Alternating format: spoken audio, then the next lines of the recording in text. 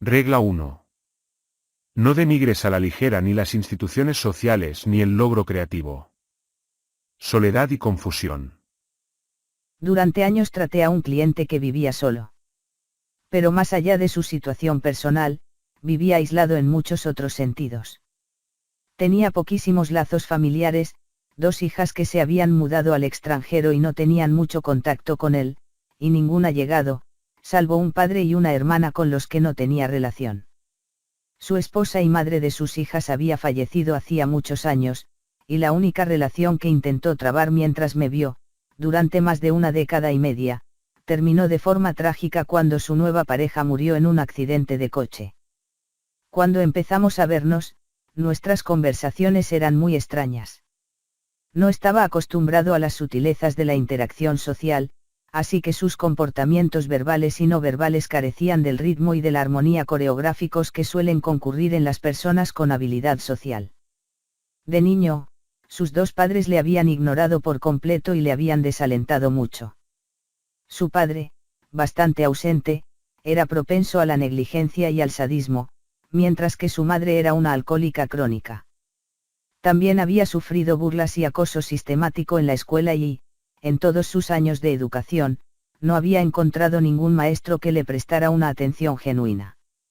Estas experiencias hicieron que mi cliente fuera proclive a la depresión o, cuando menos, agravaron lo que podría haber sido una tendencia biológica en esa dirección. En consecuencia, era cortante, irritable y algo voluble cuando se le malinterpretaba o se le interrumpía inesperadamente durante una conversación. Estas reacciones ayudaban a afianzar la idea de que los acosadores seguían persiguiéndole, sobre todo en el lugar de trabajo. No obstante, enseguida noté que las sesiones iban bastante bien si me quedaba callado la mayor parte del tiempo. Venía cada semana, o cada 2 semanas, y hablaba de lo que le había sucedido y preocupado durante los 7 o 14 días anteriores. Si yo guardaba silencio durante los primeros 50 minutos de la sesión, escuchando con atención, luego podíamos charlar de forma más o menos normal y recíproca durante los 10 minutos restantes. Este patrón continuó por más de una década, durante la cual fui aprendiendo a cerrar el pico, algo que no me resulta fácil. Con todo, a medida que fueron pasando los años me di cuenta de que la proporción del tiempo que invertía en hablar de cuestiones negativas conmigo disminuía. Nuestra conversación, o su monólogo, mejor dicho, siempre había empezado con lo que le preocupaba, y eran pocas las veces que pasaba de ahí. Pero fuera de nuestras sesiones se esforzó mucho por cultivar amistades, por acudir a veladas artísticas y festivales de música, por resucitar un talento largamente latente para componer canciones y tocar la guitarra. Cuando se volvió más social, empezó a generar soluciones para los problemas que me comentaba y empezó a usar la última porción de las horas que compartíamos para mencionar algunos de los aspectos más positivos de su existencia. Sucedió poco a poco, pero progresó. La primera vez que fue a verme, no nos podíamos sentar a una mesa de una cafetería, o en ningún otro lugar público, y entablar nada parecido a una conversación banal sin que se sumiera en un silencio absoluto. Para cuando la terapia llegó a su fin, leía poesía suya delante de pequeños grupos e incluso había intentado subirse a un escenario para dar monólogos de comedia. Fue el mejor modelo personal y práctico de algo que había aprendido tras más de 20 años como psicólogo. La gente necesita una comunicación constante con otras personas para mantener su mente organizada. Todos necesitamos pensar para tener las cosas claras, pero sobre todo pensamos al hablar. Necesitamos hablar sobre el pasado para poder distinguir las inquietudes baladíes y exageradas que asolan nuestros pensamientos de las experiencias que de verdad importan. Necesitamos hablar sobre la naturaleza del presente y sobre nuestros planes de futuro para saber dónde estamos, a dónde vamos y por qué vamos hacia allí. Tenemos que someter las estrategias y tácticas que urdimos al criterio de los demás, a fin de garantizar su eficacia y resiliencia. También debemos escucharnos hablar para poder articular y organizar las reacciones corporales, las motivaciones y las emociones incoherentes, y prescindir de esos miedos exagerados e irracionales. Necesitamos hablar, tanto para recordar como para olvidar. Mi cliente necesitaba con urgencia a alguien que le escuchara. También necesitaba formar parte de otros grupos sociales más grandes y complejos, eso fue algo que planeó en nuestras sesiones y que luego llevó a cabo por su cuenta. Si hubiera cedido a la tentación de denigrar el valor de las interacciones y relaciones interpersonales, debido a sus antecedentes de aislamiento y maltrato, habría tenido muy pocas posibilidades de recuperar su salud y bienestar. Pero en vez de eso, aprendió los gajes del oficio y se unió al mundo. La cordura como institución social. Para los doctores Sigmund Freud y Carl Jung, los grandes exponentes de la psicología profunda, la cordura era una característica de la mente individual. En su opinión, las personas estaban equilibradas cuando las subpersonalidades que existían en su interior encajaban y se expresaban de forma armonizada. El id, la parte instintiva del aparato psíquico, del alemán ello, símbolo de la naturaleza dentro de nosotros, en todo su esplendor y rareza, el superego, el representante interiorizado del orden social, a veces opresivo, y el ego, el yo, la personalidad propiamente dicha, oprimida entre los dos tiranos necesarios mencionados. Para Freud, que fue el primero en postular su existencia, todos estos conceptos tenían su función especial. El id, el ego y el superego interactuaban entre sí como los poderes ejecutivo, legislativo y judicial de un Estado moderno. Jung, aunque estuvo muy influenciado por Freud, analizó de otra manera la complejidad de la psique. Para él, el ego del individuo tenía que encontrar su sitio en relación con la sombra, la parte oscura de la personalidad, el ánima o animus, la contraparte sexual y, por tanto, ocasionalmente reprimida de la personalidad, y el sí mismo, el ser interno arquetípico. Pero todas estas subentidades diferenciadas, tanto las de Jung como las de Freud, tienen una cosa en común, existen en el interior de la persona, al margen de lo que haya a su alrededor. Con todo, las personas son seres sociales, par excellence, y fuera de nosotros hay un mar de sabiduría y orientación incrustado en el mundo social. ¿Por qué deberíamos confiar solo en nuestros limitados recursos para recordar el camino, o para orientarnos en un territorio nuevo, cuando podemos recurrir a señales e indicaciones que otros se han molestado en colocar? Con su obsesión por la psique individual autónoma, Freud y Jung prestaron muy poca atención al papel de la comunidad a la hora de salvaguardar la salud mental personal. Es por estas razones que, en cuanto empiezo a trabajar con nuevos clientes, valoro su estado con arreglo a una serie de dimensiones que dependen en gran medida del mundo social, se les ha educado al nivel de su habilidad o ambición intelectual, usan su tiempo libre de forma activa, significativa y productiva, han trazado planes sólidos y bien articulados para el futuro, están exentos, ellos y sus allegados, de cualquier problema físico o económico grave, tienen amigos y vida social. Una relación sentimental estable y satisfactoria. Relaciones familiares estrechas y funcionales. Una carrera, o al menos un trabajo, que sea económicamente suficiente, estable y, a poder ser, una fuente de satisfacción y oportunidad. Si la respuesta a 3 o más de estas preguntas es no, considero que mi cliente no cultiva lo bastante el terreno interpersonal y está en peligro de caer en una espiral psicológica por ello. Las personas no existen entre otras personas como mentes independientes. Que sea capaz de comportarse de forma más o menos aceptable con los demás no significa que un individuo esté del todo equilibrado.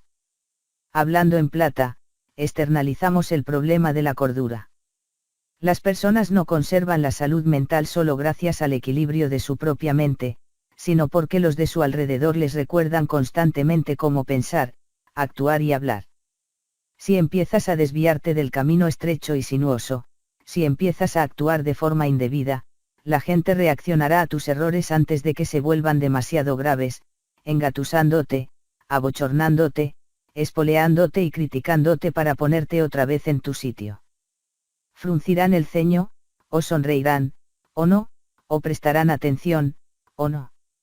Es decir, si otras personas pueden tolerarte a su lado, aprovecharán cada oportunidad para recordarte que no debes portarte mal y, de paso, exigir lo mejor de ti.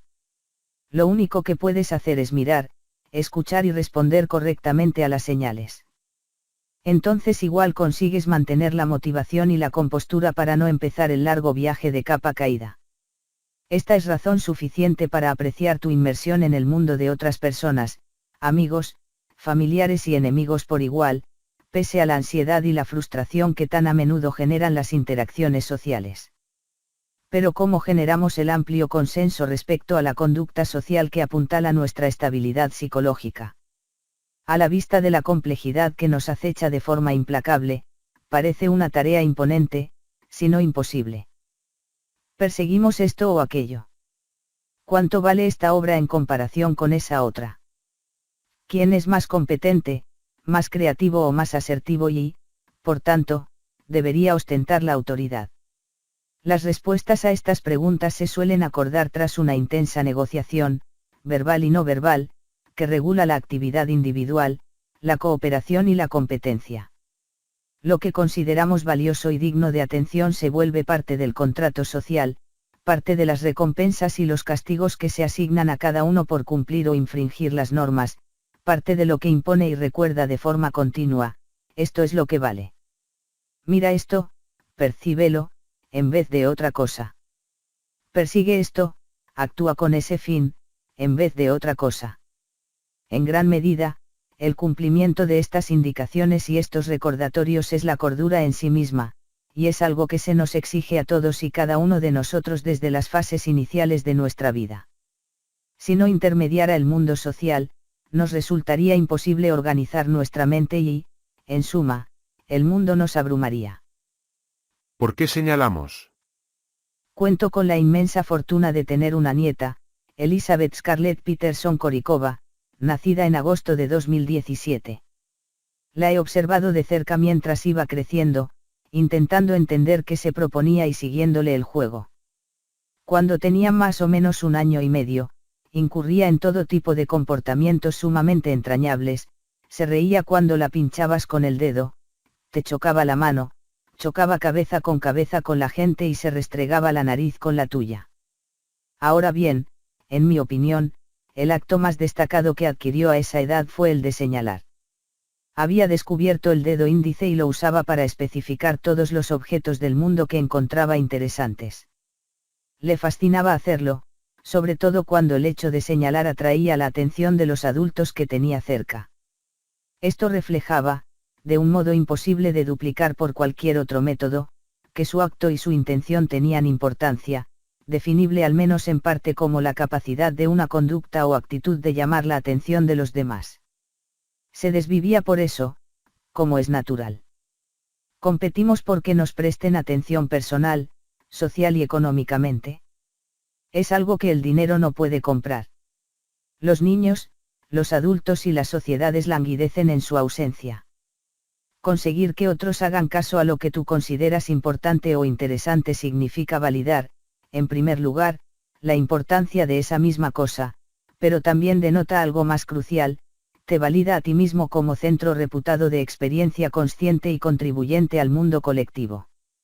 Señalar también es un preludio vital del desarrollo del lenguaje. Nombrar algo, usar la palabra para esa cosa, es básicamente señalarlo, especificarlo de entre todo lo demás, aislarlo para el uso individual o social. Cuando mi nieta señalaba, lo hacía en público. Cuando señalaba algo, observaba de primera mano cómo reaccionaban las personas a su alrededor. Por decirlo de alguna manera, tiene poco sentido señalar algo que no le importa un bledo a nadie. Así que apuntaba con el dedo índice a algo que le parecía interesante y luego paseaba la mirada a su alrededor para ver si a alguien más le importaba. Estaba aprendiendo una cosa fundamental a una edad temprana: si no te comunicas sobre algo que interese a los demás, el valor de tu comunicación, e incluso el valor de tu propia presencia, corre el riesgo de desvanecerse. Así fue como empezó a explorar más a fondo la compleja jerarquía de valores que conformaba su familia y, en general, la sociedad que la rodeaba. Ahora, Scarlett está aprendiendo a hablar, una forma más sofisticada de señalar y de explorar. Cada palabra es un dedo índice, amén de una simplificación o generalización. Nombrar algo no solo sirve para resaltarlo del sinnúmero de cosas potencialmente nombrables, sino también para agruparlo o clasificarlo con otros muchos fenómenos de la misma utilidad o relevancia aproximada. Utilizamos la palabra suelo, por ejemplo, pero no solemos emplear una palabra específica para cada suelo que encontramos, de cemento, madera, tierra o cristal, y menos aún para las infinitas variaciones de color, textura y tono que caracterizan los suelos que soportan nuestro peso.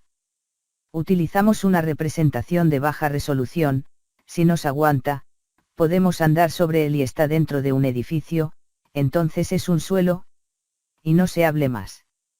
El término distingue los suelos de las paredes, por ejemplo, pero también engloba la variabilidad de todos los suelos que existen en un solo concepto, superficies lisas, estables y peatonales.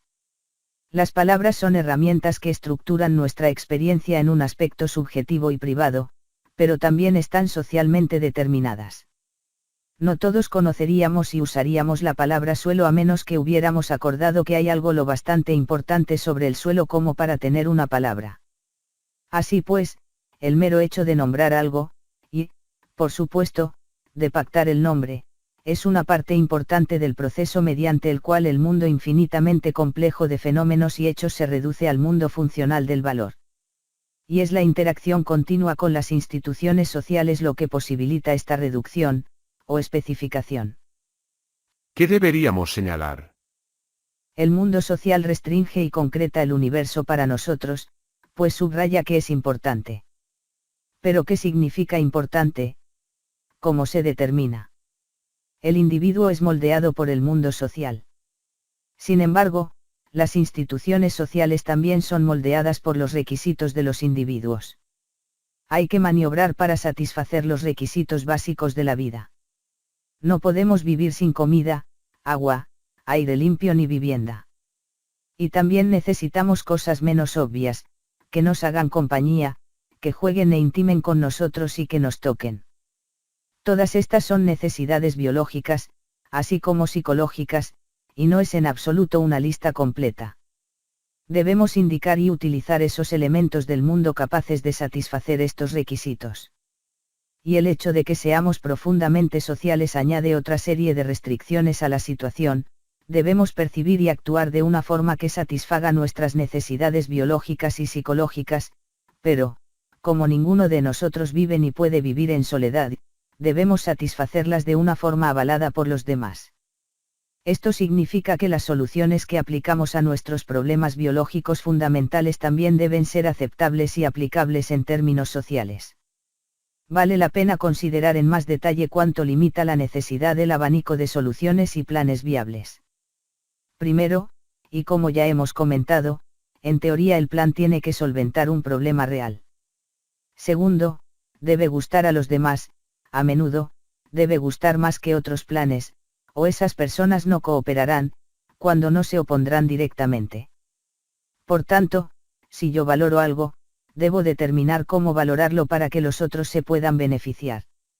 No solo debe ser bueno para mí, tiene que ser bueno para mí y para quienes me rodean.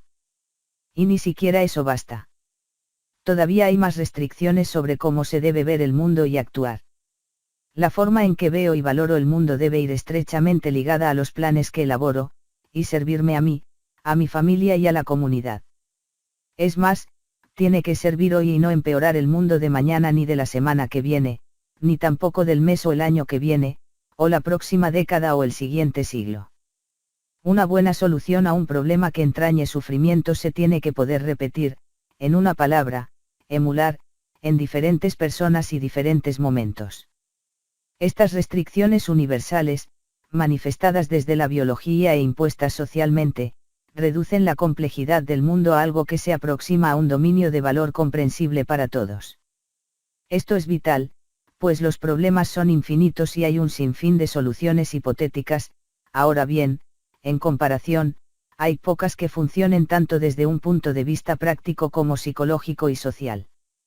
La limitación de opciones denota que existe una especie de ética natural, tal vez igual de variable que las lenguas humanas, pero esencialmente caracterizada por algo sólido y reconocible por todo el mundo. La realidad de esta ética natural hace que denigrar al tuntún las instituciones sociales sea a la vez un error y un peligro. La razón. Esas instituciones han evolucionado para resolver problemas que se tienen que resolver para que la vida continúe.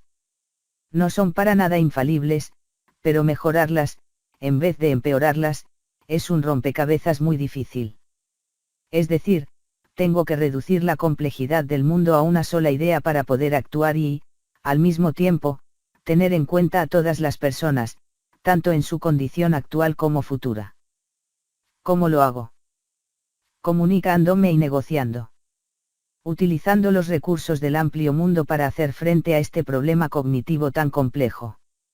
Los individuos que componen cualquier sociedad cooperan y compiten con el lenguaje, aunque la interacción lingüística no es en absoluto el único medio para cooperar y competir.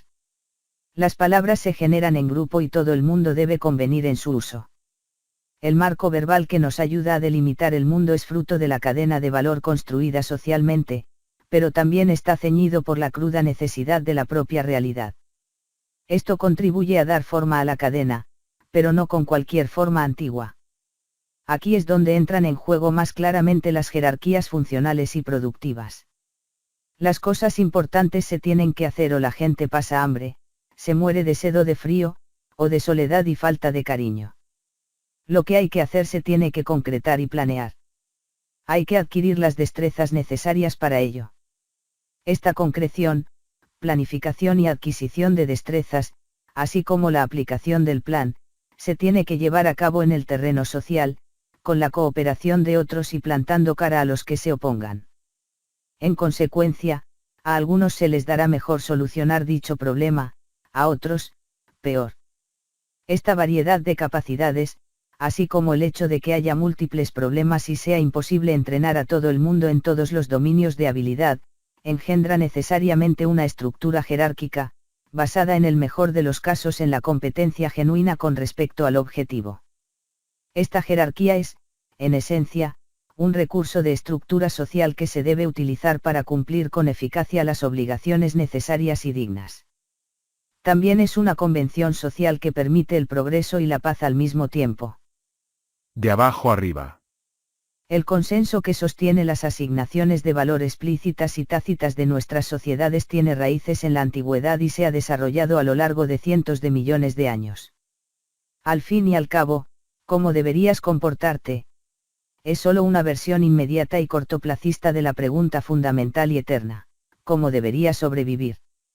Así pues, vale la pena remontarnos a un pasado remoto, a un eslabón muy anterior de la cadena evolutiva, a los orígenes, para analizar cómo se dilucidó que era importante. Los organismos multicelulares filogenéticos más antiguos, con eso ya nos remontamos lo suficiente, suelen estar compuestos de células sensomotoras relativamente indiferenciadas. Estas células graban ciertos hechos o rasgos del entorno directamente en su sistema motor, en una relación bastante individualizada. El estímulo A suscita la respuesta A, y nada más, mientras que el estímulo B suscita la respuesta B. En las criaturas más diferenciadas y complejas, los habitantes más grandes e identificables del mundo natural, las funciones sensoriales y motoras se separan y se especializan. Es decir, las células a cargo de las primeras funciones detectan patrones en el mundo y las células del segundo grupo producen patrones para el sistema motor. Esta diferenciación permite reconocer y cartografiar una gama más amplia de patrones, así como de acciones y reacciones. A veces surge un tercer tipo de célula, la neuronal, que sirve como intermediario informático entre las dos primeras. En las especies que han desarrollado actividad neuronal, un mismo patrón de estímulos puede generar un patrón diferente de respuestas, dependiendo, por ejemplo, de los cambios en el entorno del animal o de la condición psicofísica interna. A medida que los sistemas nerviosos se vuelven más sofisticados y van apareciendo más capas de intermediación neuronal, la relación entre la pura realidad y la respuesta motora se hace más compleja, impredecible y refinada. Lo que parece ser la misma cosa o la misma situación puede percibirse de muchas formas, y dos cosas percibidas de la misma manera pueden dar pie a dos conductas muy diferentes. Por poner un ejemplo, incluso es muy difícil condicionar a los animales de laboratorio aislados para que se comporten de forma predecible en ensayos diseñados para parecerse lo máximo posible. En tanto que se van multiplicando las capas de tejido nervioso que median entre sensación y acción, también se van diferenciando. Aparecen sistemas de motivación básicos, a menudo llamados instintos o impulsos, apetito, sed, agresividad, etc., que añaden un grado adicional de especificidad y variabilidad sensorial y conductual. Otras motivaciones que los desbancan, a su vez, y sin una línea de demarcación clara, son los sistemas emocionales. Los sistemas cognitivos aparecen mucho más adelante, primero se cree que en forma de imaginación y, después, solo entre los humanos adultos, en forma de lenguaje plenamente desarrollado. Así, en las criaturas más complejas hay una jerarquía estructural interna, del reflejo al impulso y a la acción desempeñada por medio del lenguaje, en el caso concreto de los seres humanos, que se tiene que organizar antes de poder funcionar como unidad y poder utilizarse para algo. ¿Cómo se organiza esta jerarquía? Una estructura que afloró en gran medida de abajo arriba, a lo largo de un extensísimo periodo evolutivo. Volvemos a la respuesta previa, con la cooperación y la rivalidad constantes, las maniobras continuas para buscar recursos y posiciones, que definen la lucha por la supervivencia y la reproducción. Esto ocurre a lo largo de los extensísimos intervalos de tiempo que caracterizan la evolución, y también durante el lapso mucho más breve de cada vida individual. La negociación por la posición clasifica a los organismos en las jerarquías omnipresentes que rigen el acceso a recursos indispensables como la vivienda, el alimento y el apareamiento. Todas las criaturas de cierta complejidad y de una naturaleza mínimamente social ocupan su propio lugar, y lo saben. Todas las criaturas sociales también descubren que ponen en valor los otros miembros del grupo, y de eso no solo deducen cuál es la posición que ocupan ellos, sino que extraen un entendimiento implícito y explícito sofisticado del valor en sí mismo. En una sola frase, la jerarquía interna que traduce hechos en acciones plasma la jerarquía externa de la organización social. Por ejemplo, es obvio que los chimpancés de una manada entienden su mundo social y sus estratos jerárquicos con bastante nivel de detalle. Saben qué es importante y quién tiene acceso privilegiado a ello. Entienden estas cosas como si su supervivencia y reproducción dependieran de ello, pues en efecto dependen de ello. Un recién nacido llega equipado con reflejos bastante deterministas, mamá, llora y se asusta. Pero estos son los cimientos del amplio abanico de habilidades que se desarrollan con la madurez. A los 2 años, y muchas veces antes que eso, en el caso de muchas habilidades, los niños son capaces de orientarse con todos los sentidos, de andar derechos, de usar las manos con pulgar oponible para todo tipo de cosas y de transmitir sus deseos y necesidades de forma verbal y no verbal. Y esta es una pequeña cata, por supuesto. Este sinnúmero de habilidades conductuales se incrusta en un complejo surtido de emociones e instintos motivadores, ira, tristeza, miedo, alegría, sorpresa y demás, y luego se organiza para servir cualquier propósito específico que inspire al niño en cada instante y durante lapsos cada vez más prolongados. Un niño en fase de desarrollo también debe pulir y compaginar el estado motivador que le domine en un momento dado con sus otros estados motivadores internos. Por ejemplo, los deseos de comer, dormir y jugar deben aprender a coexistir para que cada uno se pueda manifestar de manera óptima, haciéndolo con arreglo a las exigencias, rutinas y oportunidades del entorno social. Este proceso de aprendizaje empieza en la relación maternal del pequeño y en la conducta lúdica espontánea dentro de ese contexto circunscrito, pero igualmente social. Luego, cuando el niño ha madurado tanto que la jerarquía interna de las funciones emocionales y motivadoras se puede subsumir, aunque sea por un tiempo, en un marco trazado por un objetivo abstracto consciente y comunicable, juguemos a papás y a mamás, el niño está preparado para jugar con otros y para hacerlo de una manera cada vez más compleja y sofisticada. El juego con otros depende, según advirtió el gran psicólogo del desarrollo Jean Piaget, de que se pacte con los compañeros de juego un objetivo compartido. Este pacto colectivo de un objetivo compartido, el propósito del juego, sumado a las normas que regulan la cooperación y la rivalidad con respecto a ese objetivo, constituye un verdadero microcosmos social. Todas las sociedades se pueden considerar variaciones de este tema lúdico, E pluribus unum. De hecho, en todas las sociedades funcionales y decentes se acaban aplicando siempre las mismas normas básicas de juego limpio, basadas en la reciprocidad en todos los trances y momentos. Igual que las soluciones a los problemas, para que los juegos duren, tienen que ser repetibles, ser inmunes al deterioro por repetición. Hay principios que determinan y consolidan lo que constituye ese rasgo repetible. Por ejemplo, Piaget sospechaba que los juegos en que se participa por voluntad propia aventajan a los que son impuestos y jugados bajo la amenaza de la fuerza, dado que parte de la energía que se podría invertir en el juego en sí mismo, sea el que sea, se tiene que malgastar en hacer cumplir las normas. Hay indicios que apuntan a la aparición de disposiciones voluntarias semilúdicas incluso entre nuestros parientes no humanos. Las reglas universales del juego limpio abarcan la capacidad de regular la emoción y la motivación mientras se coopera y se compite para lograr el objetivo del juego, esa es una condición sine qua non para poder jugar, así como la capacidad y la voluntad de establecer interacciones en beneficio mutuo en diferentes momentos y situaciones, como ya hemos comentado. Y la vida no es solo un juego, sino una serie de juegos, cada uno de los cuales tiene algo común, lo que sea que defina un juego, y algo único, o no tendría sentido que hubiera varios juegos. Como mínimo, hay un punto de partida, la guardería, un resultado de 0 a 0, una primera cita, un puesto de trabajo raso, que mejorar, un procedimiento para materializar esa mejora y un objetivo deseable, la graduación en el instituto, una victoria, una relación sentimental estable, una carrera de éxito.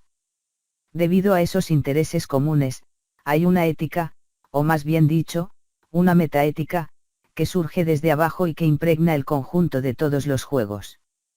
Así pues, el mejor jugador no es el que gana un juego en concreto, sino, entre otras muchas cosas, el que es invitado por un mayor número de personas a participar en las series de juegos más extensas.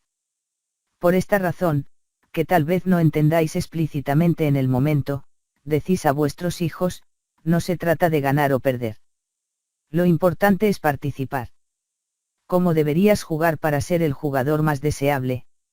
¿Qué estructura debe configurarse dentro de ti para que sea posible ese juego?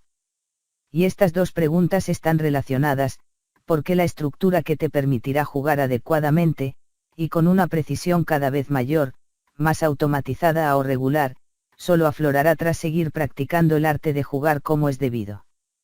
¿Dónde puedes aprender a jugar? En todas partes. Si tienes suerte y estás atento. La utilidad del loco. Va bien situarse al pie de la jerarquía. Puede ayudar a que germinen la gratitud y la humildad. Gratitud, hay personas que saben más que tú y deberías tomártelo con filosofía. Hay muchos huecos importantes que rellenar si consideramos los muchos problemas complejos y graves que hemos de resolver. El hecho de que haya gente que ocupe esos huecos con destreza y experiencia fiable es algo por lo que estar verdaderamente agradecido. Humildad, es mejor dar por hecha la ignorancia e intentar aprender que asumir un conocimiento suficiente y arriesgarse a la ceguera consiguiente.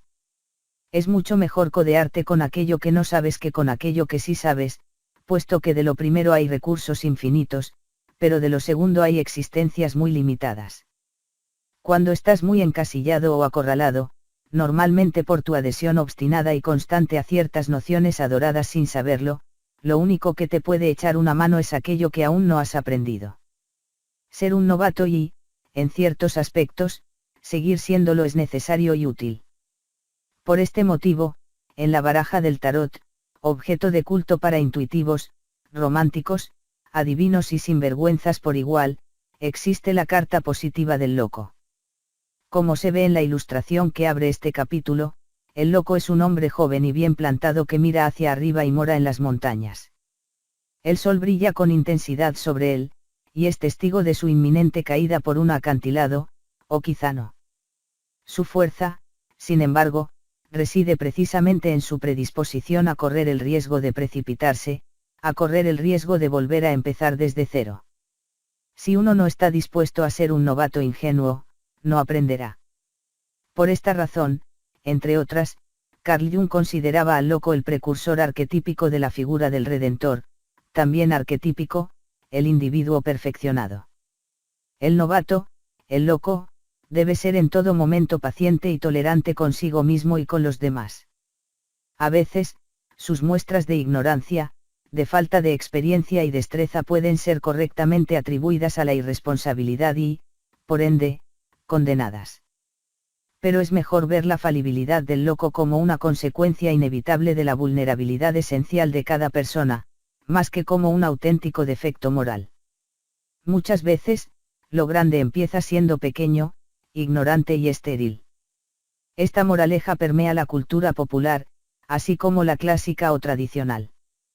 Cojamos, por ejemplo, a los héroes de Disney Pinocho y Simba, o al mago de J.K. Rowling Harry Potter. Pinocho empieza siendo una marioneta de madera, un títere de todo el mundo, pero sin poder de decisión propio. En su origen, el Rey León es un cachorro confiado, sin quererlo, se convierte en el peón de un tío traicionero y malvado. Por su parte, el alumno de hechicería es un huérfano falto de amor que duerme en un sucio armario, y Voldemort, que vendría a ser Satanás, es su archienemigo. De igual forma, los grandes héroes de la mitología suelen llegar al mundo en las circunstancias más funestas, como hijo de un esclavo israelí, por ejemplo, o como recién nacido en un pesebre de baja alcurnia, y peligrosas. Pensad en la decisión del faraón de asesinar a todos los primogénitos varones de los israelíes y en el edicto similar de Herodes, tiempo después. Pero el novato de hoy es el maestro del mañana. Así pues, incluso los más logrados, pero que desean llegar aún más lejos, necesitan seguir identificándose con los que aún no se han granjeado ningún éxito, apreciar la búsqueda de competencia, subordinarse con esmero y humildad sincera al juego actual, así como cultivar el conocimiento, el autocontrol y la disciplina que hacen falta para dar el siguiente paso. Mientras escribía esto, fui a un restaurante de Toronto con mi esposa, mi hijo y mi hija. Al acercarme a la mesa, un joven camarero me pidió una parte para contarme algo. Me dijo que había estado viendo vídeos míos, había escuchado mis podcasts y había leído mi libro y, a raíz de eso, había cambiado su actitud con respecto al trabajo que desempeñaba, relativamente mal considerado, aunque útil y necesario. Ya no criticaba su labor ni se criticaba a sí mismo por hacerla, sino que había optado por la gratitud y por intentar aprovechar cualquier oportunidad que se le presentara. Decidió ser más profesional y honrado y averiguar qué pasaría si seguía al pie del cañón. Con una sonrisa sincera, me dijo que le habían ascendido 3 veces en 6 meses. Ese joven se había percatado de que, estuviera donde estuviera, ese lugar tenía más potencial que el que parecía a primera vista, sobre todo cuando su vista estaba empañada por el rencor y el cinismo que le roían por ser casi el último mono. En realidad, un restaurante no tiene nada de simple. Es más, aquel formaba parte de una extensa red nacional, una cadena enorme y de alta calidad. Si quieren encajar en un sitio así, los camareros deben llevarse bien con los cocineros, un gremio de armas tomar, como todo el mundo sabe. También tienen que ser educados y simpáticos con los clientes. Deben estar atentos en todo momento y ajustarse a los tremendos altibajos en el volumen de trabajo, las prisas y los tiempos muertos que acompañan inevitablemente la vida de un camarero. Tienen que ser puntuales y presentarse en buenas condiciones. Han de tratar a sus superiores con el respeto que merecen y hacer lo mismo con los que se encuentran en un peldaño inferior de la jerarquía, como los lavaplatos. Si hacen todas estas cosas y tienen la suerte de trabajar en una empresa que funciona, enseguida saltará a la vista que son difíciles de reemplazar. Tanto los clientes como los compañeros y superiores empezarán a dirigirse a ellos de manera más positiva. Se les abrirán puertas que, de lo contrario, habrían seguido cerradas a cal y canto. Es más, las habilidades que adquieran serán bastante extrapolables, tanto si siguen escalando en la jerarquía de los restauradores como si deciden estudiar o cambiar por completo de rumbo profesional, en cuyo caso se irán con el aplauso de sus jefes previos y con muchas más posibilidades de aprovechar la siguiente oportunidad. Como es natural, ese joven que quería hablar conmigo estaba a la mar de contento con lo que le había pasado. El fulgurante progreso laboral había resuelto de forma sólida y realista sus preocupaciones de estatus, y el dinero extra que cobraba tampoco le iba mal. Había aceptado y, por ende, trascendido su rol como novato. Había abandonado su despreocupado cinismo por el lugar que ocupaba en el mundo y la gente que tenía a su alrededor y había aceptado la estructura y la posición que se le ofrecían. Vio refulgir la posibilidad y la oportunidad cuando antes había estado cegado, en esencia, por su orgullo. Dejó de denostar la institución social de la que formaba parte y empezó a desempeñar correctamente su papel. Y sacó muy buen partido de volverse más humilde. La necesidad de los iguales. Es positivo ser novato, pero ser uno más entre iguales es positivo en otro sentido. Con mucho acierto, se suele decir que la auténtica comunicación solo puede darse entre iguales. Eso es porque es muy difícil llevar la información a escalafones superiores de una jerarquía. Los que ocupan un buen puesto, he aquí un grave peligro de ascender, han usado su competencia, sus preciadas opiniones, su conocimiento actual y sus habilidades, para aducir una prerrogativa moral sobre su estatus. De resultas, tienen pocos motivos para admitir sus errores, o para aprender o cambiar, y muchos motivos para no hacerlo. Si un subordinado saca a la luz la ignorancia de alguien de más estatus, se arriesga a humillarlo, a cuestionar la validez de su derecho de influencia y estatus y a hacerle parecer incompetente, anticuado o falso. Por esta razón, si tienes un problema, por ejemplo, es más inteligente comentarlo con tu jefe, con tacto y en privado, y tal vez sea mejor contar ya con una solución, aunque no hay que proponerla con temeridad. También existen barreras al flujo de información sincera hacia los escalafones inferiores de una jerarquía. Por ejemplo, las personas en escalones inferiores de la cadena de mando pueden estar resentidas con el puesto que ocupan y consideran peor. Esto los puede llevar a detestar usar de manera provechosa la información que llega de arriba, o, en el peor de los casos, los puede inducir a sabotear sus propias funciones, por puro rencor. Además, las personas sin experiencia o con menos formación, o las que acaban de ocupar una vacante subalterna y carecen de contexto, son más vulnerables a la posición relativa y al ejercicio del poder, en vez de guiarse por la calidad de la argumentación y el respeto de la competencia. A los iguales, en cambio, lo habitual es que debamos convencerlos. Hay que procurar corresponder a la atención que nos prestan. Estar rodeado de iguales es existir en un estado de igualdad y manifestar la reciprocidad necesaria para conservar dicho estado. Así pues, está bien ocupar la franja media de una jerarquía. En parte, este es el motivo por el que las amistades son tan importantes y se forjan tan pronto. Un niño de 2 años suele ser egoísta, pero también es capaz de incurrir en acciones recíprocas simples.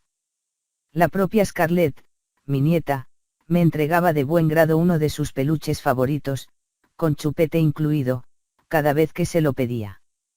Luego yo se lo devolvía, o se lo lanzaba, a veces ella también me lo arrojaba a mí, o al menos bastante cerca de mí. Le encantaba este juego. También jugábamos con una cuchara, un utensilio que estaba empezando a manejar. Jugaba a lo mismo con su madre y su abuela, o con cualquiera que estuviera a una distancia adecuada, si lo conocía lo bastante para no caer en la timidez. Así empezaron los comportamientos que, en los niños mayores, derivan en el propio acto de compartir. Hace unos días, mi hija Micaela, la madre de Scarlett, llevó a la pequeña a un parque infantil al aire libre que hay en la azotea de su bloque de apartamentos del centro. Había otros niños jugando, la mayoría de más edad que ella, y había juguetes para dar y tomar. Scarlett se dedicó a acumular todos los juguetes posibles al lado de donde se sentaba su madre y se mostró impasible si otros niños se le acercaban para hurtarle uno. Incluso le cogió la pelota directamente a uno para añadirla a su colección. Este es un comportamiento típico en los niños de 2 años o menos. Su habilidad para la reciprocidad, aunque lejos de estar ausente y capaz de manifestarse de formas de lo más entrañables, se encuentra en una fase de desarrollo incipiente. No obstante, a los 3 años, la mayoría de los niños son capaces de compartir de verdad. Pueden posponer lo suficiente la gratificación y esperar su turno para jugar a un juego al que no pueden jugar todos a la vez.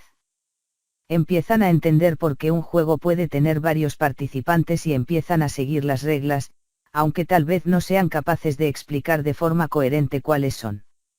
Empiezan a trabar amistades al estar en contacto en repetidas ocasiones con niños con quienes han conseguido negociar relaciones lúdicas recíprocas. Algunas de estas amistades se convierten en las primeras relaciones intensas que los niños poseen fuera de su familia. En el contexto de estas relaciones, que casi siempre tienden a formarse entre niños de la misma edad, o al menos, en la misma fase de desarrollo, un niño aprende a conectar íntimamente con un igual y empieza a comprender cómo hay que tratar a otra persona, y a esperar lo mismo de ésta. Este vínculo mutuo reviste una importancia capital. Un niño sin al menos un amigo del alma tendrá muchas más posibilidades de sufrir problemas psicológicos en el futuro, tanto de tipo depresivo ansioso como antisocial.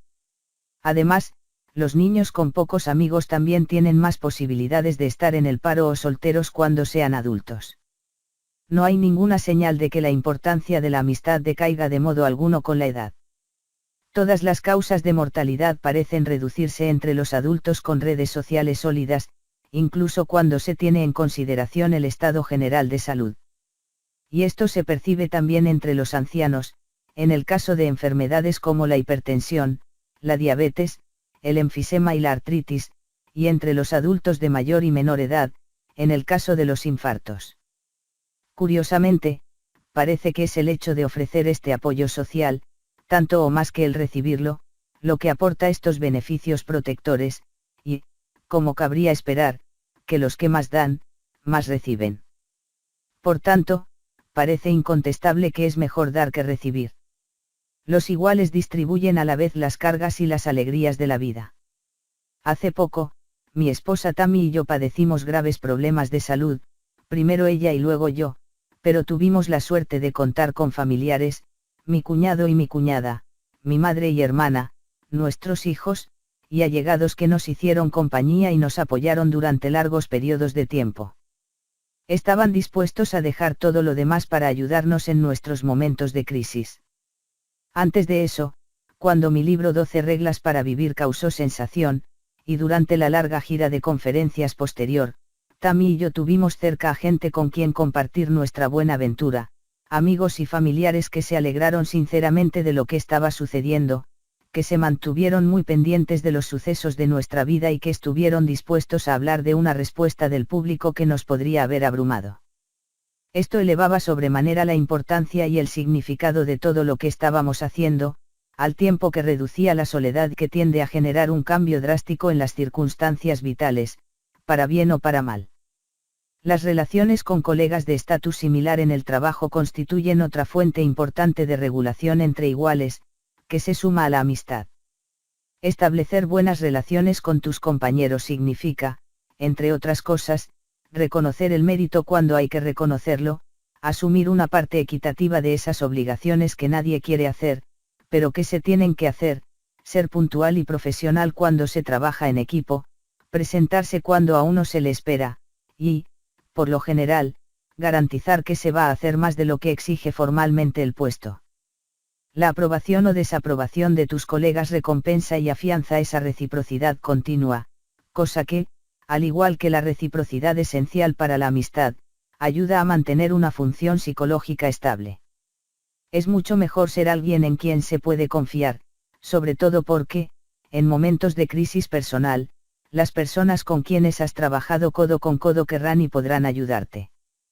La amistad y las relaciones de camaradería modifican nuestras propensiones egoístas y nos ayudan a no anteponer siempre nuestro interés. También aprendemos algo menos obvio, pero igual de importante, a superar nuestra propensión a la credulidad y al exceso de empatía, nuestra tendencia a sacrificarnos inadecuada e injustamente por personas que se aprovechan de nosotros, cuando los iguales nos aconsejan mirar por nosotros. En consecuencia, si tenemos suerte, empezamos a practicar la auténtica reciprocidad y obtenemos al menos parte del beneficio del que habla el poeta Robert Burns en sus famosos versos. Preciado don sería conocernos con los ojos con que otros suelen vernos. Sabríamos de yerros protegernos y de necias nociones, en ropa, en el afán de embellecernos e incluso en orgullosas devociones.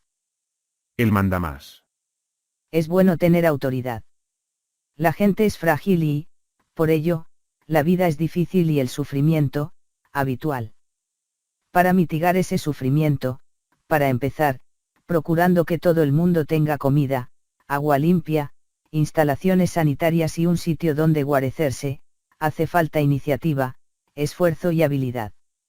Si hay que resolver un problema y muchas personas participan en la solución, deberá aparecer y aparecerá una jerarquía, pues los que pueden solucionarlo lo harán, y los que no, irán detrás como buenamente puedan, a menudo aprendiendo el oficio sobre la marcha.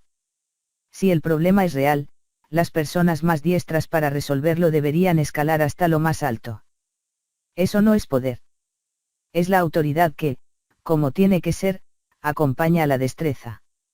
Valga decir que, por supuesto, es apropiado conceder poder a las autoridades competentes si están resolviendo problemas necesarios, y es igual de apropiado ser una de esas autoridades competentes, si se puede, cuando se tiene un problema espinoso entre manos. Esto se podría considerar la filosofía de la responsabilidad. Una persona responsable decide afrontar un problema y luego pone su empeño, e incluso su ambición, en solucionarlo, con otras personas, de la manera más eficiente posible. Decimos eficiente porque hay otros problemas que resolver, y la eficiencia permite ahorrar recursos que se podrían destinar a cambiar otras cosas. La ambición se confunde muchas veces, y a menudo a propósito, con el deseo por el poder, condenándosela con tímidos elogios, denigrándola y castigándola. Y, a veces, la ambición sí es ese deseo de influir indebidamente en los demás. Pero hay una diferencia crucial entre a veces y siempre. La autoridad no es mero poder, y es muy perjudicial, incluso peligroso, confundir ambas ideas. Cuando las personas ejercen su poder sobre otras, las están forzando. Usan la amenaza de la privación o el castigo para que sus subordinados no tengan más opción que actuar en contra de sus necesidades, deseos y valores personales. Cuando las personas ostentan autoridad, en cambio, lo hacen gracias a su competencia, una competencia que los demás reconocen y aprecian espontáneamente, que se suele seguir por voluntad propia, con cierto alivio y con la sensación de que se está haciendo justicia. Los que tienen sed de poder, tiranos, crueles e incluso psicópatas, desean controlar a otros para que cualquier antojo egoísta de hedonismo pueda ser gratificado ipso facto, para que la envidia pueda destruir su objetivo, para que el rencor pueda expresarse. Pero las buenas personas son ambiciosas, y diligentes, honestas y resueltas, porque están poseídas por el deseo de resolver problemas genuinos y graves. Hay que fomentar esta clase de ambición por todas las vías posibles. Por esta razón, entre otras muchas, la asociación cada vez más instintiva entre la búsqueda de la victoria de chicos y hombres con la tiranía patriarcal que, en teoría, caracteriza nuestras sociedades modernas, productivas y eminentemente libres es muy contraproducente, y, debo decir, cruel. No hay nada peor que tratar de tirano en potencia a alguien que aspira a ser competente. Uno de los aspectos principales y socialmente más importantes de la victoria es la superación de obstáculos por el bien común. Un ganador sofisticado gana de una forma que mejora el juego en sí mismo, para beneficio de todos los jugadores. Ante esto, adoptar sin querer o adrede una actitud de cinismo ciego, o negar en redondo su veracidad, significa colocarse, tal vez a propósito, dado que la gente tiene muchos motivos opacos, como un enemigo de la mejora práctica del propio sufrimiento. No se me ocurren muchas actitudes más sádicas y contraproducentes. Eso sí, el poder puede acompañar a la autoridad, y es posible que tenga que ser así. Sin embargo, y lo que es más importante, la auténtica autoridad constriñe el ejercicio arbitrario del poder. Este corsé se manifiesta cuando el agente con autoridad se preocupa y acepta la responsabilidad por aquellos sobre quienes se puede ejercer el poder. El hijo mayor puede hacerse responsable de sus hermanos más pequeños, en vez de dominarlos, tomarles el pelo y torturarlos, con lo que puede aprender a ejercer la autoridad y limitar el abuso de poder. Incluso el más joven puede ejercer una autoridad apropiada sobre el perro de la familia. Asumir la autoridad significa aprender que el poder exige preocuparse y ser competente, y eso tiene un coste real. Una persona a quien acaban de ascender a directivo descubre enseguida que los diversos subordinados estresan más a los directivos que un solo directivo a varios de ellos. Esta experiencia modera lo que podría desembocar en fantasías románticas pero peligrosas sobre la belleza del poder, y ayuda a sofocar el deseo de incrementarlo sin fin.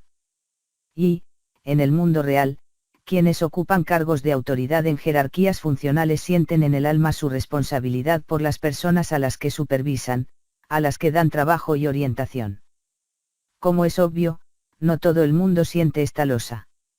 Una persona que se ha asentado como autoridad puede olvidar sus orígenes y acabar desarrollando un desprecio contraproducente por la persona que acaba de empezar. Esto es un error, sobre todo porque significa que la persona asentada no puede arriesgarse a hacer algo nuevo, pues ello querría decir adoptar el rol del loco menospreciado. También es porque la arrogancia obstaculiza el camino al aprendizaje.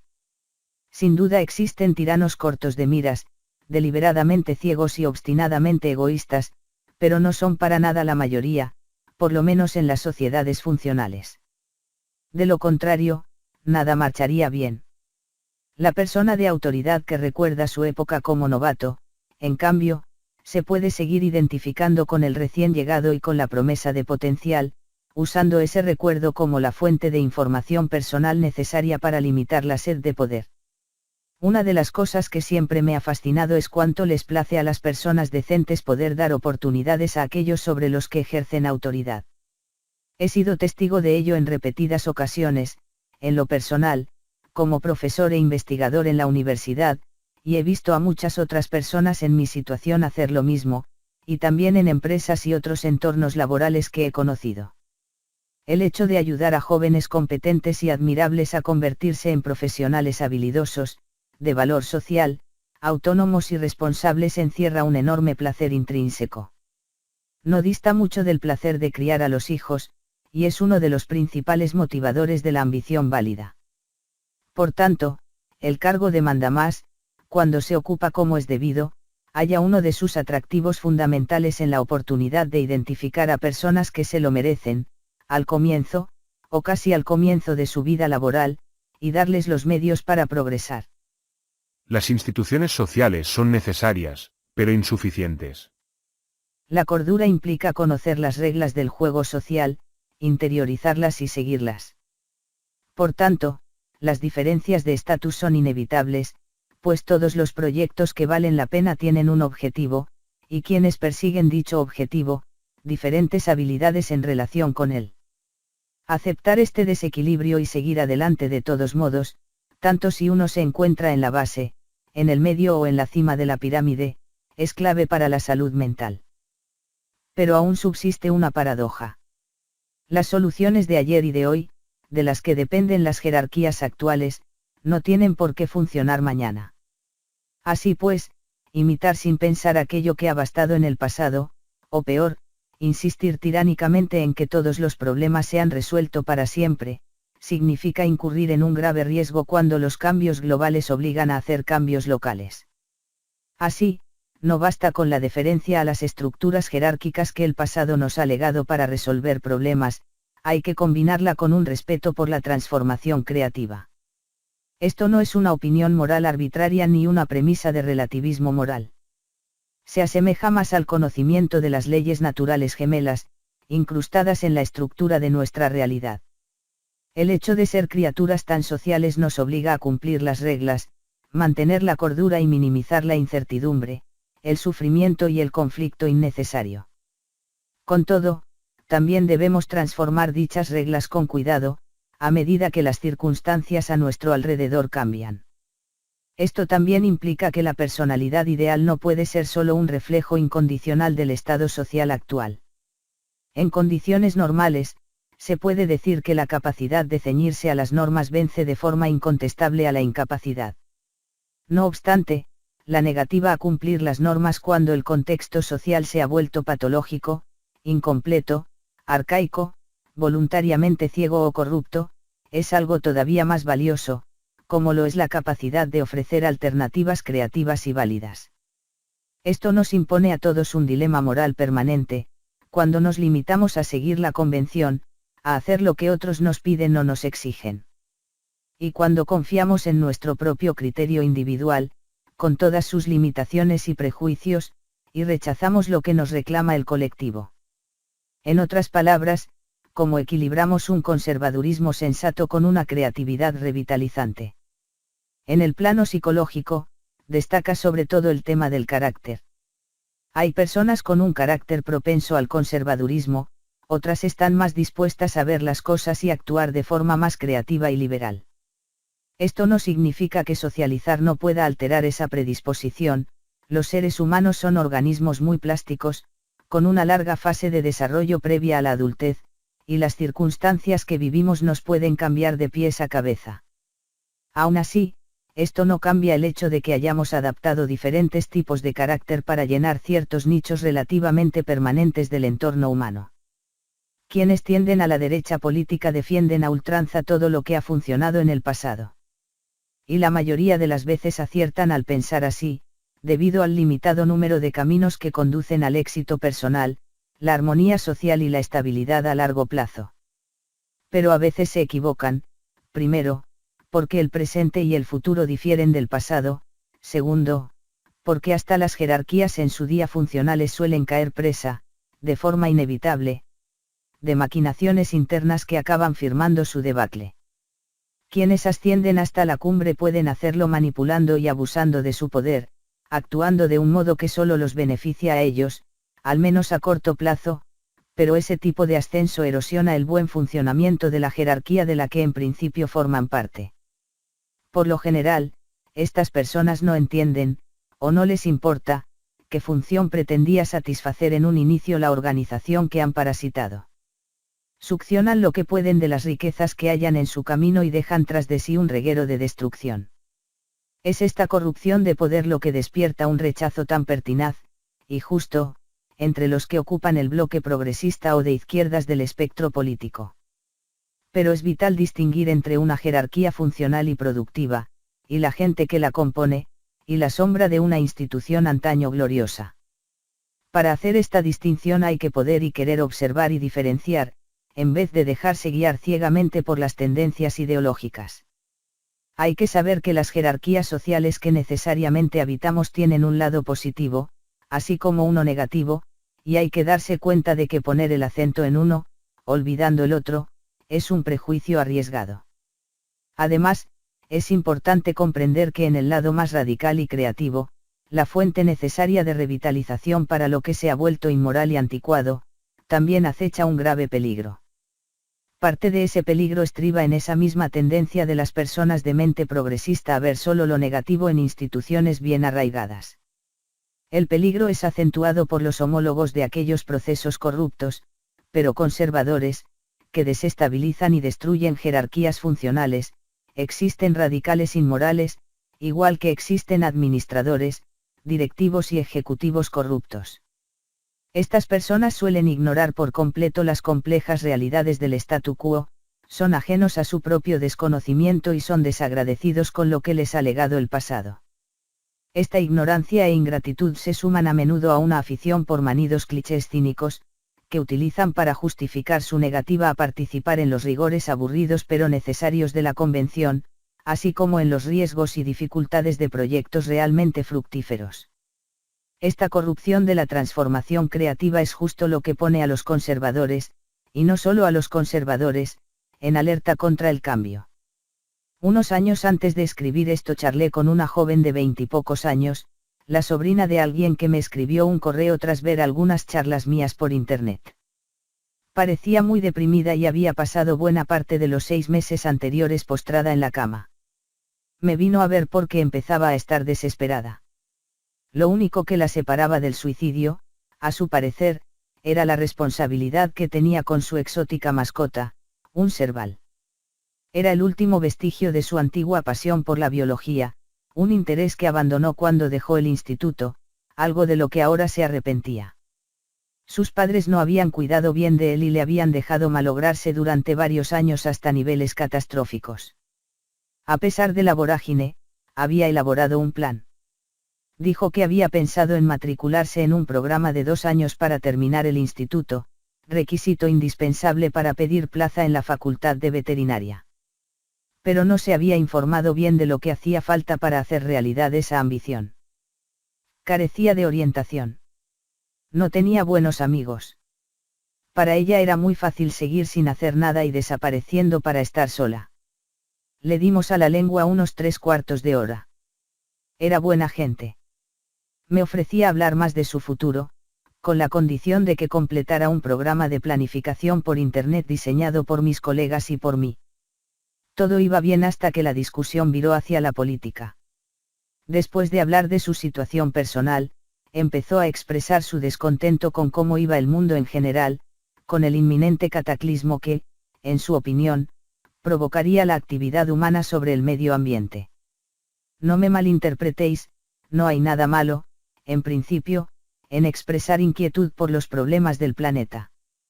Esa no es la cuestión. Lo que sí es nocivo es sobreestimar tu conocimiento sobre estos temas, o incluso pensar sobre ellos, cuando eres una veinteañera sin nada positivo en tu vida y con grandes dificultades para levantarte siquiera de la cama. En esas condiciones, necesitas reordenar tus prioridades y, para hacerlo, es crucial adoptar la humildad necesaria para abordar y resolver tus propios problemas. Ahondando en el debate, descubrí que ya no estaba conversando con una joven perdida que me había venido a ver. En verdad, me había convertido en alguien que hipotéticamente estaba al mismo nivel en el debate con una ideóloga que sabía que iba mal a escala global, que sabía cómo resolver esos problemas globales, que conocía la inmoralidad de participar en la destrucción continuada manifestando cualquier deseo personal, y que creía, por último, que todos éramos culpables y estábamos perdidos. Llegados a ese punto, proseguir con la conversación significaba, 1, que ya no estaba hablando con esta joven, tanto como con las premisas o personas que se habían apoderado de ella por medio de ideas genéricas, impersonales y cínicas, y 2, que, para mí, debatir sobre esos temas en esas circunstancias era aceptable y fructífero. Ninguna de las dos cosas tenía sentido, así que paré, aunque eso no significaba que toda la reunión hubiera sido en vano. Para mí, era imposible no llegar a esta conclusión. Parte de lo que la había sumido durante meses en su estado de parálisis moral no tenía tanto que ver con la culpa por estar contribuyendo presuntamente a los efectos negativos de la actividad humana en el mundo. Tenía más que ver con el sentido de superioridad moral que le confería el preocuparse por esas cosas, pese al excepcional peligro psicológico de adoptar esta sombría opinión respecto al potencial humano. Ya me perdonaréis el cliché, pero antes de correr hay que saber andar. Incluso tendrás que saber gatear antes de poder andar. Esto es parte de aceptar tu posición como novato en el fondo de la jerarquía que tan casual, arrogante y egoístamente desprecias. Es más, la actitud tan antihumana que a menudo acompaña las lágrimas vertidas por el deterioro medioambiental y la inhumanidad del hombre con el hombre solo producen un efecto ostensible sobre la actitud psicológica que define la relación de una persona consigo misma. Hemos tardado una eternidad en organizarnos biológica y socialmente hasta formar las jerarquías funcionales que vertebran nuestras percepciones y acciones y definen la forma en que interactuamos con el mundo natural y social. La única respuesta pertinente a ese regalo es la gratitud incondicional. La estructura que nos abarca a todos tiene su lado oscuro, como la tiene la naturaleza, como la tiene cada individuo, pero eso no significa que sea justo criticar de manera descuidada, genérica y egoísta el statu quo. Igual que tampoco es justo objetar por instinto a lo que podría ser un cambio necesario. La necesidad del equilibrio. Hacer lo que los demás hacen y han hecho siempre da sus frutos. Y, a veces, la acción radical puede aportar beneficios sin parangón. Por ese motivo, las actitudes y acciones conservadoras y creativas se propagan constantemente. Una institución social funcional, una jerarquía consagrada a producir algo de valor, más que a la mera protección de su propia supervivencia, puede utilizar a los conservadores para aplicar con tiento procesos de valor auténtico y probado, y a los creativos y progresistas, para determinar cómo se puede sustituir lo viejo y anticuado por algo nuevo y más preciado. Por tanto, a nivel social se puede equilibrar mejor el conservadurismo con la originalidad juntando a las dos clases de personas. Pero alguien tiene que decidir la mejor forma de hacerlo, cosa que requiere una sabiduría que trasciende la mera proclividad del carácter. Como los rasgos asociados a la creatividad, por un lado, y el confort con el statu quo, por el otro, suelen excluirse entre sí, es difícil encontrar a una sola persona que los haya equilibrado correctamente, que, por tanto, esté cómoda trabajando con ambos tipos de personas y que pueda escuchar sin prejuicios la necesidad de aprovechar ambas formas de talento y convicción. Pero la adquisición de esa habilidad puede al menos empezar con una expansión de la sabiduría consciente, la revelación articulada de que el conservadurismo es bueno, pese a los diversos riesgos que entraña, y que la transformación creativa, incluso la de tipo radical, también es buena, pese a los diversos riesgos que entraña. Para digerir esto, para creer de verdad que ambas opiniones son necesarias, al menos hay que valorar lo que las personas muy diversas pueden ofrecer, así como ser capaz de reconocer cuando el equilibrio se ha descompensado en exceso en una dirección. Lo mismo cabe decir del hecho de conocer la cara oscura de ambos idearios. Para gestionar bien asuntos complejos, hay que ser lo bastante lúcido para distinguir entre los ansiosos de poder y chupópteros pseudodefensores del statu quo y los conservadores genuinos, y distinguir los rebeldes sin causa autoengañados e irresponsables de los auténticamente creativos. Y gestionar esto significa separar esos factores dentro del alma propia de cada uno, así como en las otras personas. ¿Y eso cómo se consigue? Primero, podríamos acabar entendiendo y asimilando que estas dos maneras de ser dependen en esencia la una de la otra, la una no puede existir de veras sin la otra, aunque medie entre ellas una tensión real. Para empezar, por ejemplo, esto significa que la disciplina, la subordinación al statu quo, de una forma u otra, se debe ver como un preludio necesario para la transformación creativa, más que como su enemigo.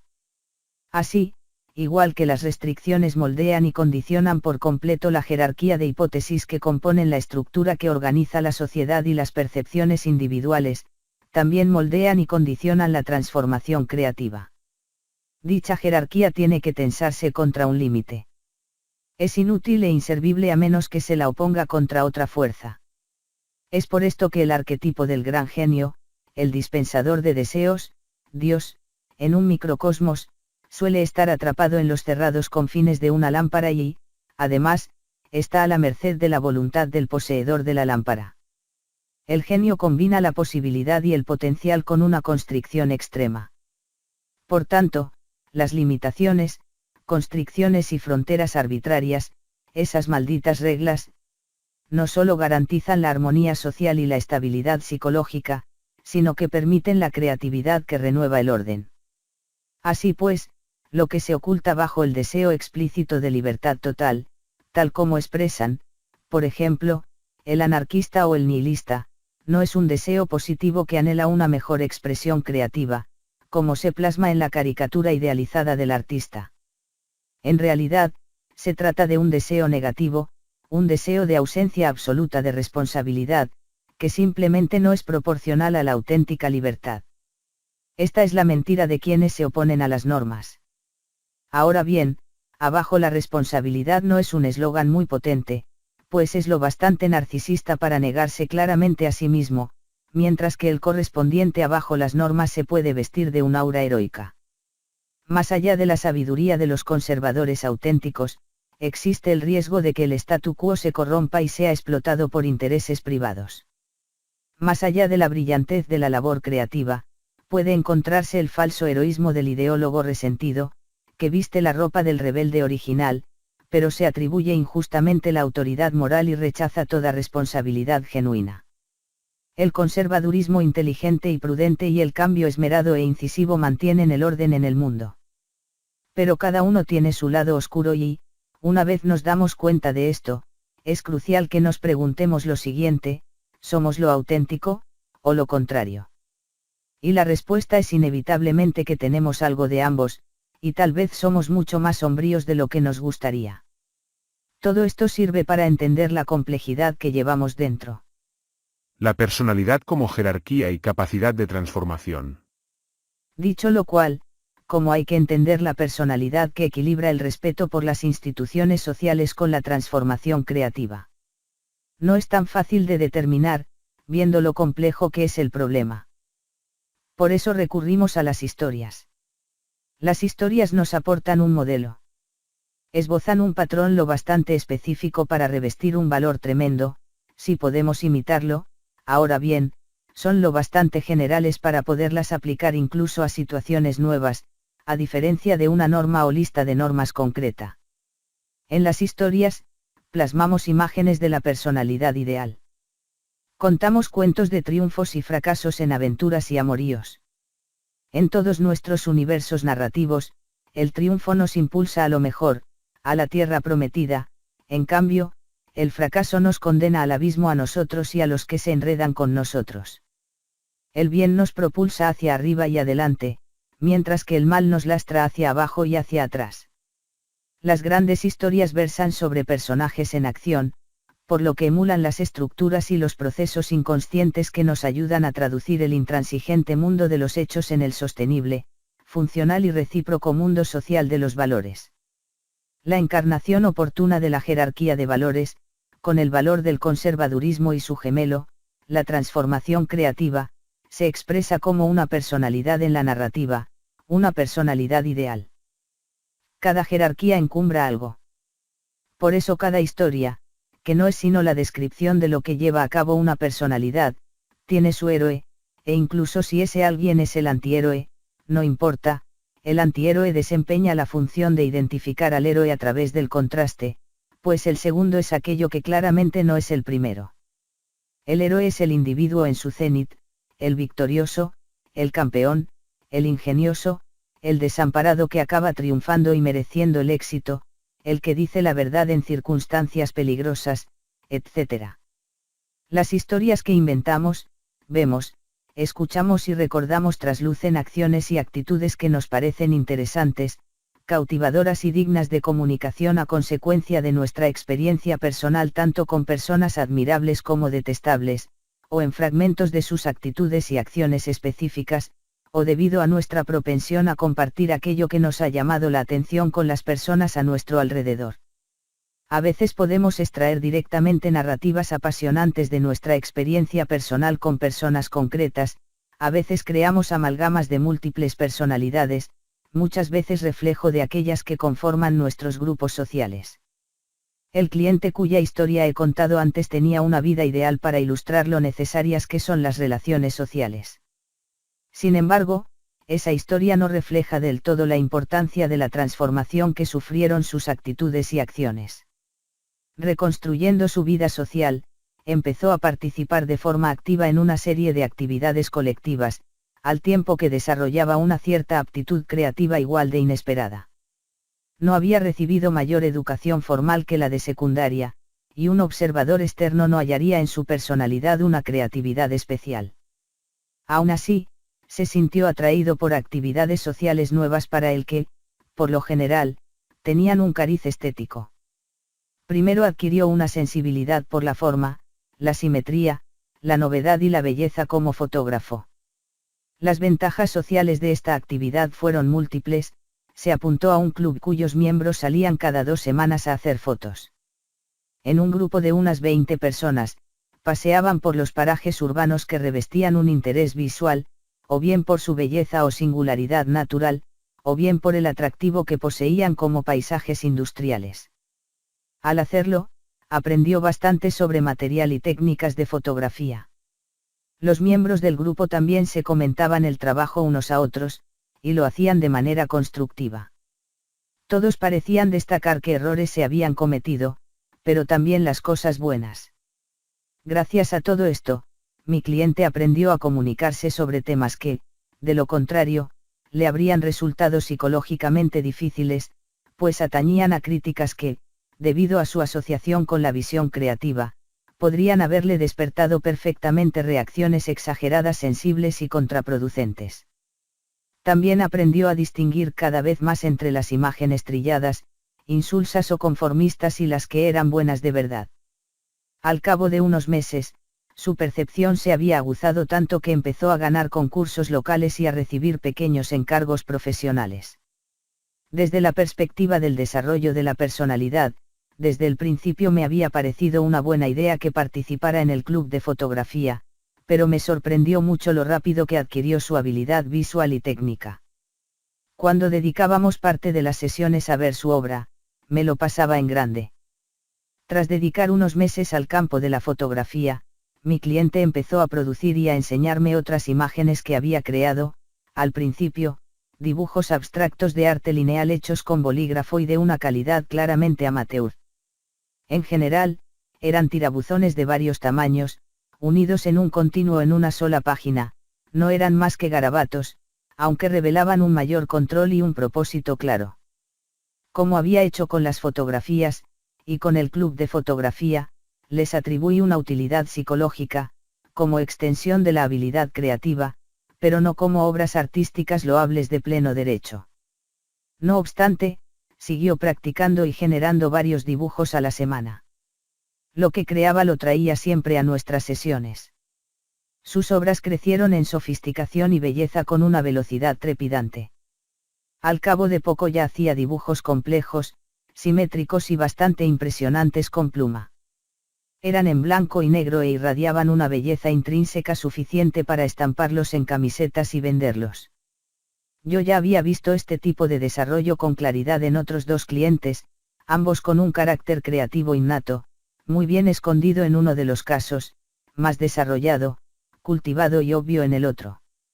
Además, había leído expedientes de casos clínicos y desarrollo personal del Dr. C. G. Jung que señalaban que la producción de figuras geométricas cada vez más ordenadas y complejas, a menudo círculos dentro de cuadrados, o al revés, solía ir de la mano de un aumento en la organización de la personalidad. Sin duda, este parecía ser el caso no solo de mi cliente, como evidenciaba su floreciente pericia con la fotografía y la destreza que estaba adquiriendo como artista gráfico, sino también de los otros dos que había tenido el placer de tratar como terapeuta clínico. Así pues, lo que observé repetidamente no fue solo la reconstrucción de la psique a consecuencia del aumento de la socialización, y la valoración de las instituciones sociales, sino también la transformación paralela de procesos internos primordiales, denotada por un aumento sustancial en la capacidad para percibir y crear cosas elegantes, bonitas y socialmente valiosas.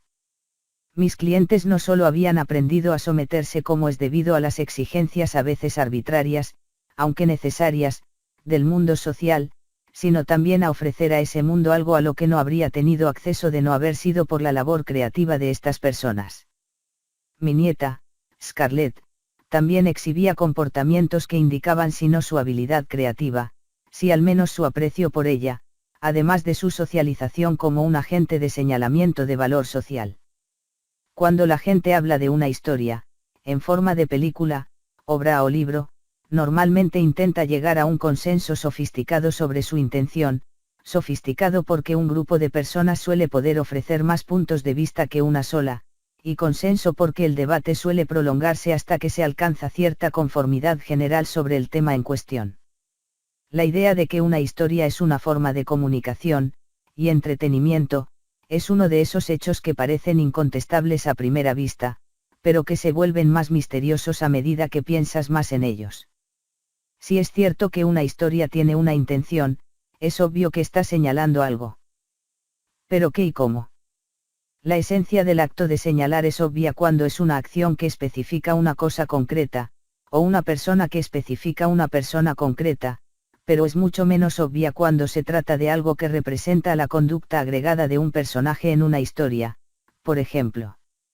Los actos y actitudes de los héroes y las heroínas de J. K. Rowling vuelven a proporcionar ejemplos populares de este proceso específico.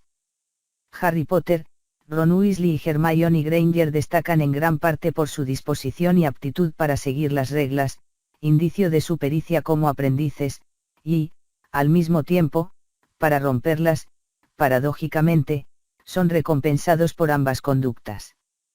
Incluso las herramientas que utilizan los jóvenes brujos durante su aprendizaje se distinguen por esta dualidad. El mapa del merodeador, por ejemplo, que muestra fielmente a su portador el territorio explorado de Hogwarts, la escuela de hechicería, así como la ubicación de todas las personas que hay en su interior, solo se puede empezar a usar pronunciando un lema que parece presagiar lo opuesto a una conducta moral: juro solemnemente que esto es una travesura. Y para desactivarlo y mantener en secreto su función, hay que decir, travesura realizada. No es fácil comprender a santo de que un artefacto que exige hacer pronunciamientos como estos para poder ser usado podría servir para algo que no fuera una travesura, un instrumento para hacer fechorías, aparentemente. Sin embargo, así como Harry y sus amigos infringen las reglas con regularidad pero con tiento, y son recompensados por ello, la virtud moral del mapa del merodeador cambia según la intención de quienes lo usan. A lo largo de la saga se respira un mensaje claro: el mero hecho de seguir inconsciente o rígidamente las normas no puede encapsular lo que está bien, al margen de la disciplina con que se cumplan o lo vitales que sean dichas normas. Lo que quiere decir todo esto es que la saga de Harry Potter no presenta la sumisión total al orden social como la mayor de las virtudes morales. Lo que desbanca esa obediencia no es algo tan obvio que se pueda articular con facilidad, pero es algo de este estilo: sigue las reglas, salvo que hacerlo contravenga su propósito, en cuyo caso arriésgate a actuar de forma contraria a lo que se ha acordado como moral. Es una moraleja que parece más fácil de enseñar exhibiendo los comportamientos que la encarnan que transmitiéndola, por ejemplo, por medio de la memorización o de una regla variante. Las metareglas, que podríamos considerar reglas sobre reglas, más que reglas en sí mismas, no se comunican necesariamente del mismo modo que las reglas simples. Al poco de dominar el acto físico relativamente sencillo de señalar con el dedo, Scarlett aprendió a buscar la intención más compleja de las narrativas. Era capaz de resaltar algo con el dedo índice al 1 año y medio, pero a los 2 y medio podía entender e imitar la intención de una historia, algo mucho más enrevesado. A esa edad, durante un periodo aproximado de 6 meses estuvo diciendo, cuando se le preguntaba, que era Pocahontas, no Ellie, el nombre que le gusta usar a su padre, ni Scarlett, el que le gusta a su madre. Para mí, fue un acto pasmoso de sofisticación. Le habían regalado una muñeca de Pocahontas, que se convirtió en uno de sus juguetes favoritos, junto con una muñeca bebé que también idolatraba y a la que llamaba como a su abuela, mi esposa Tammy. Cuando jugaba con la bebé, Ellie era la madre. Pero con Pocahontas, la situación era otra. La muñeca no era su bebé ni Ellie era su madre. Mi nieta se consideraba a sí misma la propia Pocahontas adulta, imitaba a la muñeca, que tenía aspecto de mujer joven, y también al personaje que protagoniza la epónima película de Disney, que visionó absorta en 2 ocasiones. La Pocahontas de Disney se asemeja mucho a los protagonistas de la saga de Harry Potter. Sin avisarla, su padre la promete a Cocoon, un guerrero valiente que encarna con seriedad las virtudes de su tribu. No obstante, su comportamiento y actitud se ciñen demasiado a las normas para la personalidad más sociable de su prometida. Pocahontas se enamora de John Smith, capitán de un barco europeo y representante de todo lo que queda fuera del territorio conocido, pero tal vez de gran valor. Paradójicamente, Pocahontas persigue un orden moral superior al rechazar a Cocoon por Smith, infringiendo una regla de vital importancia: valora lo que tiene más valor en la jerarquía legal de la cultura actual, de forma muy parecida a los protagonistas de Harry Potter. Esa es la moraleja de ambas narrativas: cumple las reglas hasta que seas capaz de ser un ejemplo radiante de lo que representan, pero infríngelas cuando esas mismas reglas sean el mayor impedimento a la encarnación de sus virtudes primordiales. Y Elizabeth Scarlett, cuando aún no contaba 3 años de edad, tuvo la inteligencia natural de detectar en esto la intención de lo que estaba viendo, la película de Disney, y usarlo como un accesorio para jugar, la muñeca de Pocahontas. Su perspicacia en este aspecto rayaba en lo inconmensurable. La misma filosofía, el respeto por las reglas, excepto cuando cumplirlas signifique ignorar o permanecer ciegos a un principio moral todavía más elevado, es representada con increíble fuerza en 2 historias diferentes de los Evangelios, que, más allá de la opinión que te merezcan, constituyen las principales historias tradicionales o clásicas para plasmar una personalidad a fin de que la gente la imite. En la primera, Cristo se presenta, incluso de niño, como un maestro de la tradición judía. Esto le hace perfecto conocedor del valor del pasado y le recubre con el respeto típico, digamos, del auténtico conservador.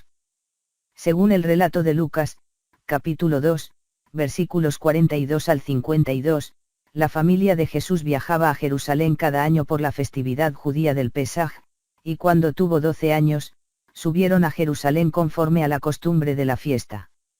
Al regresar ellos, acabada la fiesta, se quedó el niño Jesús en Jerusalén, sin que lo supiesen José y su madre. Y pensando que estaba entre la compañía, anduvieron camino de un día, y le buscaban entre los parientes y los conocidos, pero como no le hallaron, volvieron a Jerusalén buscándole. Y aconteció que 3 días después le hallaron en el templo, sentado en medio de los doctores de la ley, oyéndoles y preguntándoles. Y todos los que le oían, se maravillaban de su inteligencia y de sus respuestas. Cuando le vieron, se sorprendieron, y le dijo su madre: Hijo, ¿por qué nos has hecho así? He aquí, tu padre y yo te hemos buscado con angustia. Entonces él les dijo: ¿Por qué me buscabais? ¿No sabíais que en los negocios de mi padre me es necesario estar? Mas ellos no entendieron las palabras que les habló. Y descendió con ellos, y volvió a Nazaret, y estaba sujeto a ellos. Y su madre guardaba todas estas cosas en su corazón. Y Jesús crecía en sabiduría y en estatura, y en gracia para con Dios y los hombres. No obstante, al considerar todos los relatos de los evangelios, sale a relucir una paradoja muy ligada a la tensión entre el respeto por la tradición y la necesidad de la transformación creativa. Pese a las señales de que entendía las reglas y las apreciaba mucho, y desde una edad precoz, al llegar a la adultez Cristo rompe repetida y escandalosamente con las tradiciones del Sabbat, al menos desde el punto de vista de los tradicionalistas de su comunidad, cosa que entrañaba un gran riesgo. Por ejemplo, conduce a sus discípulos por un sembrado arrancando y comiéndose las espigas, Lucas capítulo 6, versículo 1. Y lo justifica ante los fariseos que le plantan cara aduciendo que el rey David había actuado de forma similar, al alimentar a los suyos con pan reservado para los sacerdotes cuando la necesidad lo exigía, Lucas capítulo 6, versículo 4. Cristo hace este singular comentario a sus interlocutores: el Hijo del Hombre es Señor aún del día de reposo, Sabbat, Lucas capítulo 6, versículo 5. Un documento antiguo conocido como el Códice Beza, una variante apócrifa de una parte del Nuevo Testamento, ofrece una interpolación justo después del apartado del Evangelio de Lucas presentado arriba que arroja mucha luz sobre la misma cuestión. La obra reflexiona mucho sobre la relación compleja y paradójica entre el respeto por las reglas y la acción moral creativa necesaria y deseable, pese a que parece oponerse a dichas reglas. Contiene el relato de cómo Cristo se dirige a alguien que, como él, ha roto una regla sagrada, ese mismo día, observando a alguien que trabajaba en el día de reposo. Jesús le dijo: «Oh, hombre, si en verdad sabéis lo que hacéis, sois bienaventurado, pero si no lo sabéis, sois desventurado y un transgresor de la ley». ¿Qué significa esta afirmación? Pues resume a la perfección la regla 1. Si entiendes las reglas, que son necesarias y sagradas, que ayudan a mantener a raya el caos, que unen a las comunidades que las cumplen, que su ratificación tiene un precio y que es peligroso quebrantarlas, pero estás dispuesto a asumir toda la responsabilidad que deriva de hacer una excepción porque ves en ello un bien superior, y si eres alguien con suficiente personalidad para esa distinción, entonces estás respetando la esencia de la ley, más que su simple redacción, lo cual es un acto moral sublime. Pero, si te niegas a reparar en la importancia de las reglas que estás infringiendo y actúas por pura conveniencia, no eres más que un desventurado sin remedio. Si eres negligente con tu propia tradición, el tiempo te pondrá en tu sitio de forma irrevocable y dolorosa. Esto casa con otros criterios y hechos de Cristo descritos en los Evangelios. Mateo, capítulo 12, versículo 11, declara: Él les dijo: ¿Qué hombre habrá de vosotros, que tenga una oveja, y si ésta cayere en un hoyo en día de reposo, no le eche mano, y la levante? Lucas, capítulo 6, versículo 6, describe cómo Jesús sana a un hombre con una mano seca en otro día de Sabbat. ¿Es lícito en día de reposo hacer bien, o hacer mal? ¿Salvar la vida, o quitarla? Lucas capítulo 6, versículo 9. Esta yuxtaposición psicológica y conceptualmente dolorosa de dos posturas morales, el respeto por el Sabbat en oposición al mandamiento de hacer el bien, es otra de las cosas que enciende constantemente a los fariseos y se suma a la cadena de acontecimientos que acaba llevando a Cristo a su arresto y crucifixión. Estas historias exponen el dilema existencial eterno de la vida humana: hay que adaptarse, ser disciplinado y cumplir las reglas. Hay que hacer con humildad lo que hacen los demás, pero también hay que recurrir a nuestro criterio, a nuestra visión y a la verdad, pues éstas revelan a la conciencia lo que es correcto cuando las reglas sugieren lo contrario. Es la capacidad para gestionar esta combinación lo que caracteriza una personalidad plenamente desarrollada, la del auténtico héroe. Se debe tolerar, o aplaudir, según el punto de vista de cada uno, cierto grado de gobierno arbitrario para cohesionar el mundo y sus habitantes. Se debe tolerar, o aplaudir, según el punto de vista de cada uno, cierto grado de creatividad y rebelión para mantener el proceso de regeneración. Cada regla fue en su momento un acto creativo, una infracción de otras reglas. Cada acto creativo genuino se puede acabar transformando en una regla útil. La interacción constante entre las instituciones sociales y el logro creativo es lo que mantiene el mundo equilibrado sobre la delgada línea que separa el exceso de orden y el exceso de caos. Es un dilema terrible, un verdadero aprieto existencial. Tenemos que respaldar y valorar el pasado actuando con gratitud y respeto. Ahora bien, también tenemos que mantener los ojos abiertos, nosotros, los visionarios vivos, y reparar, cuando se estropean, los mecanismos antiguos que nos dan estabilidad y apoyo. Así pues, debemos sobrellevar la paradoja de respetar las paredes que nos resguardan, en tanto que dejamos entrar suficiente aire nuevo y revolucionario para que nuestras instituciones sigan vivas y sanas. La estabilidad y el dinamismo del propio mundo dependen de que subsumamos todo lo que hacemos en la perfección, la santidad, de esa doble habilidad. No denigres a la ligera ni las instituciones sociales ni el logro creativo.